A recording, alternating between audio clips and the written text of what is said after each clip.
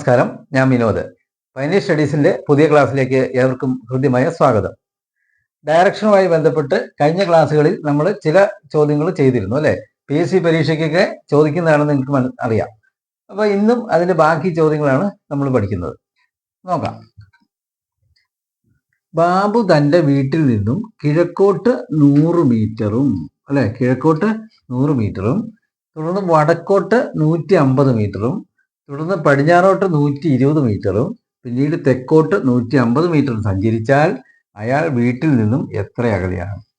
ഇങ്ങനത്തെ ചോദ്യങ്ങൾ PSCയുടെ previous question paper നോക്കിയാൽ നിങ്ങൾക്ക് ധാരാളമായിട്ട് കാണാൻ കഴിയും.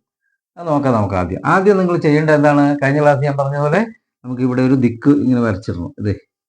ഇത് നോർത്തായിട്ട്, ഇത് സൗത്ത് ഇങ്ങനെ വരച്ചിട്ട് ഇതേതാണ് ഈസ്റ്റ്, ഇത് വെസ്റ്റ്, ഇങ്ങനെയൊന്ന് നമുക്ക് ദിക്കറിയാൻ വേണ്ടി വരച്ചില്ല. എന്നിട്ടോ ബാബു തന്റെ വീട്ടിൽ നിന്ന് കിഴക്കോട്ട് 100 മീറ്റർ. ബാബുവിന്റെ വീട് ഇതാണെന്ന് നമുക്ക് സങ്കല്പിക്കുക. കിഴക്ക് ഏതാണ്? ഇത് ഇങ്ങോട്ടല്ലേ, കിഴക്കോട്ട്. ഇത് വീട് അല്ലെ, കിഴക്കോട്ട് 100 മീറ്റർ. അപ്പൊ ഇങ്ങനെ 100 മീറ്റർ എന്ന് നമ്മൾ ഇവിടെ നിന്ന് എഴുതി വെക്കാം. ഇത് 100 മീറ്റർ സഞ്ചരിച്ചു. 100 മീറ്റർ സഞ്ചരിച്ചു. അതിനുശേഷം തുടർന്ന് വടക്കോട്ട് 150 മീറ്റർ. വടക്ക് ഏതാണ്? ഇതല്ലേ, വടക്കോട്ട്.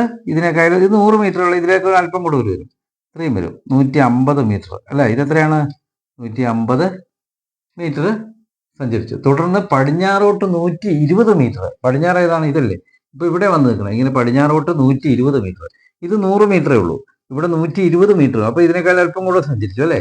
അപ്പൊ ഇവിടുന്ന് ഇങ്ങനെ വരച്ച് ഇങ്ങനെ നമ്മൾ നോക്കണം. ഇങ്ങനെ വരച്ചിട്ട് 100-നേക്കാളും അല്പം കൂടെ 120 മീറ്റർ പറഞ്ഞല്ലോ, വന്നല്ലോ പടിഞ്ഞാറോട്ട്. അപ്പൊ ഇവിടം വരെ വന്നു അല്ലെ. പിന്നീട് തെക്കോട്ട് 150 മീറ്റർ. തെക്ക് ഭാഗം ഇങ്ങോട്ടല്ലേ, ഇത് തെക്ക്. ഇവിടെ വന്നു, ഇനി ഇങ്ങോട്ട്. അപ്പൊ ഇവിടുന്ന് എത്രയാണ്? ഇവിടെ 150 ആയിരുന്നു അല്ലെ. അപ്പൊ അതുപോലെ ഇങ്ങോട്ടും 150 പുള്ളി സഞ്ചരിച്ചത്. അപ്പൊ ഇങ്ങനെ 150 എന്ന് പറയുമ്പോൾ ഈ ഒപ്പം തന്നെ വരും അല്ലെ. ഈ ഒപ്പം തന്നെ വരൂല്ലേ, 150 മീറ്റർ സഞ്ചരിച്ചു. അപ്പൊ ഇത് 150, ഇത് 100, എത്രയാണ്? പടിഞ്ഞാറോട്ട് 120 അല്ലേ, 120 അല്ലെ. അപ്പൊ നോക്കിക്കേ, ഇത് 100 മീറ്റർ, ഇത് 150 മീറ്റർ, ഇത് 120 മീറ്റർ, ഇത് 150 മീറ്റർ. ചോദ്യം എന്താണ് ചോദിച്ചിരിക്കുന്നത്? അയാൾ വീട്ടിൽ നിന്നും എത്ര അകലെയാണ്?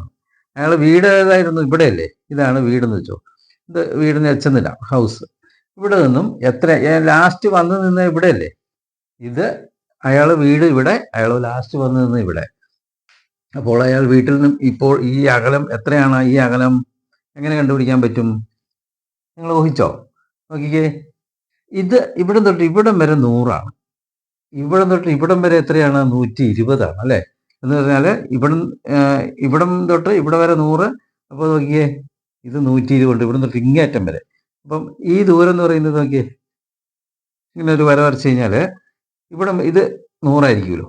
ഇത്രയും ദൂരം 100 ആയിരിക്കും. കാരണം ഇത് 100 ആയതുകൊണ്ട് ഇത് 100 ആയിരിക്കും അല്ലെ. ഇത് 100 ആയിരിക്കും. ആക്കി ഇങ്ങോട്ട് എത്രയായിരിക്കും അന്നേരം? 20 ആയിരിക്കും. അത് തന്നെ ആയിരിക്കുമല്ലോ ഇവിടെ ദൂരം അല്ലെ. അങ്ങനെ കണ്ടുപിടിക്കണം. ഇത് ഇത്രയും 100. അപ്പൊ ഇവിടം തൊട്ട് ഇവിടെ വരെ 100 തന്നെ ആയിരിക്കും.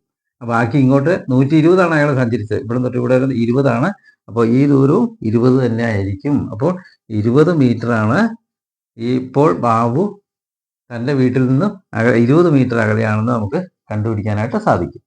മനസ്സിലായല്ലോ? ആദ്യം 100 മീറ്റർ, ഇങ്ങനെ 150 മീറ്റർ, പിന്നെ 120 മീറ്റർ, പിന്നെ 150 മീറ്റർ. ഇവിടെ വന്ന് നിന്നു. അപ്പോൾ വീടും അയാൾ ഇപ്പം നിൽക്കുന്നത് തമ്മിലുള്ള ദൂരം വ്യത്യാസം കണ്ടുപിടിക്കുന്നത് ഈ 100 ആണെന്നറിയാം. അപ്പോൾ ഇവിടെ തൊട്ട് ഇവിടെ വരെ 100. ബാക്കി ഇങ്ങോട്ട് 20 ഉണ്ട്. 120 അല്ലേ സഞ്ചരിച്ച് പടിഞ്ഞാറോട്ട്. അപ്പോൾ ഇത്ര 20 ആണെങ്കിൽ ആ ദൂരം തന്നെയാണല്ലോ ഈ ദൂരം. അങ്ങനെ 20 മീറ്റർ നമുക്ക് കണ്ടുപിടിക്കാനായിട്ട് സാധിക്കും. ആദ്യം നിങ്ങൾ ഇങ്ങനെ വരയ്ക്കുക, അതിനുശേഷം ഇതുപോലെ റഫായിട്ട് പെട്ടെന്ന് ചെയ്ത് പഠിക്കുക. ഇതുപോലെയുള്ള ഉദാഹരണങ്ങൾ അടുത്ത ക്ലാസ്സിലും നിങ്ങൾക്ക് പ്രതീക്ഷിക്കാം. അപ്പോൾ നിങ്ങൾക്ക് ഇന്നത്തെ ക്ലാസ് ഇഷ്ടപ്പെട്ടെങ്കിൽ ലൈക്ക് ചെയ്യുക, ഷെയർ ചെയ്യുക, സബ്സ്ക്രൈബ് ചെയ്യുക, കമൻറ്റ് ബോക്സിൽ അഭിപ്രായങ്ങൾ രേഖപ്പെടുത്തുക. അടുത്ത ക്ലാസ്സിൽ കാണുന്നവരെ ഏവർക്കും നന്ദി.